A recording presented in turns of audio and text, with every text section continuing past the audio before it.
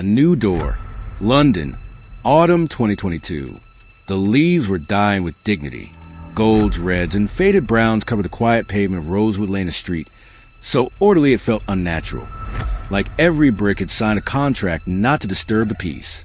Adeola Williams, 26, pulled his coat closer and adjusted his hoodie. A new homeowner. A quiet success story as software engineer who had finally made it from East Croydon to West London. The kind of neighborhood where the bins disappeared on cue, and every garden was a Pinterest post. He smiled at neighbors when he passed. Nods, waves, attempts at warmth. But the air never smiled back. The first to respond, even reluctantly, was Mrs. Margaret Hollingsworth, 67, widowed, meticulous, the self-appointed guardian of the neighborhood's aesthetic. She tended to her rose garden daily, like they were her children. On Adela's move-in day, she had approached him. You'll find we like things neat here. And quiet, the silent watchers. Days passed, then weeks. Adeola began noticing it. The glances, the pauses in conversations, the subtle tensing of shoulders when he walked by, like he had brought a storm to a weatherless place. One night, he returned from the corner shop just after 10 p.m. His hoodie up, headphones in.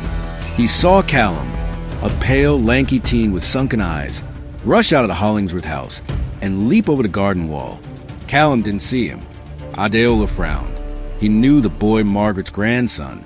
Rumor had it he was trouble. Drugs, parties, missing school. But it wasn't Adela's business. He moved on until the next morning. The garden and the gavel. A loud knock startled Adeola as he was cleaning his stovetop. He opened the door to find Margaret. Her hand trembled as she clutched a teacup. No greeting. No small talk. I saw someone near my garden, she said sharply. Dark, tall, black hoodie. Looked just like you. Adeola blinked. I did walk past last night. I don't appreciate loitering, Mr. Williams. His breath hitched. He wanted to speak, wanted to scream, but instead he just nodded. Silent, British, proper. Later that evening, the street was flooded with flashing blue lights. Police vans, ambulances. Margaret had been found unconscious in her back garden, her purse missing, her head bleeding, her roses destroyed. No one asked Adeola anything that night, but their eyes did. Suspicion moved quicker than facts. Arrest without echo.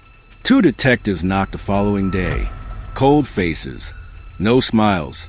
You're Adeola Williams? Yes. You're under arrest for the assault and robbery of Margaret Hollingsworth. Click. No resistance. Just confusion. Fear. Shame that didn't belong to him. In custody, they played CCTV footage. A shadowy figure. Hoodie. Running. No face. No timestamp. Just shape. Matches a description, they said. It's consistent, they said. But it isn't definitive, his lawyer argued. Didn't matter. Margaret had pointed the finger. With shaking hands and a tearful whisper, she said, I know what I saw. The death of truth. Days turned into weeks.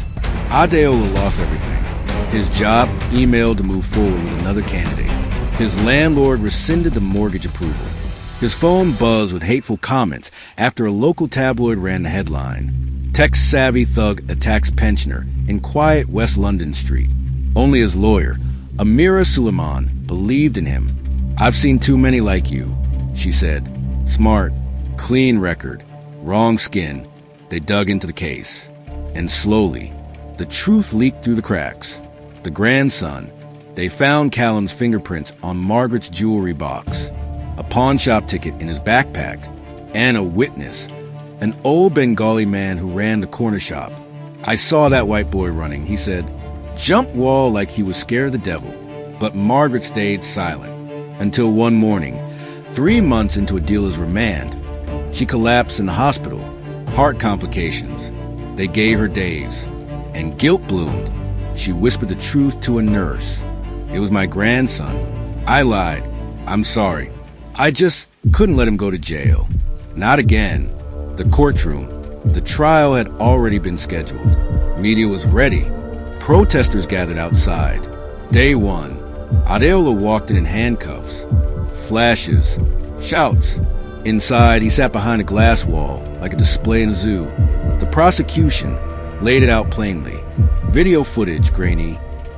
Margaret's testimony. Community concerns. The defense countered. No DNA. No motive. Character witnesses. Callum's prints. The pawn slip. The witness from the shop. Then they brought in Margaret, frail and with oxygen tubes. Her voice barely audible. The courtroom held its breath. Mrs. Hollingsworth. Do you still believe the defendant is guilty? A pause. A glance at Adeola. A moment. Then, I don't remember. It was dark. Gasps. Defense table. Crushed. Adeola. Broken. Callum. Staring coldly from the gallery. Amira whispered. She's protecting him again. The verdict. The judge recessed for 2 days. On the final day, Callum was absent. Rumor said he skipped town. The court was packed. Adeola sat motionless. Given a lack of conclusive evidence and the inconsistencies in eyewitness testimony, the court finds the defendant not guilty. A pause. A sigh. But no cheers. Just silence. British silence. What wasn't said. Outside, no one apologized. No neighbor shook his hand. Margaret passed 2 weeks later. Callum was never charged. The story faded, replaced by newer scandals. Adeola moved to Manchester. A year later, in his flat, Adeola sipped a cup of tea. Knock knock. A neighbor's voice outside. Hi. Just moved in. Wanted to say hello. He looked through the peephole.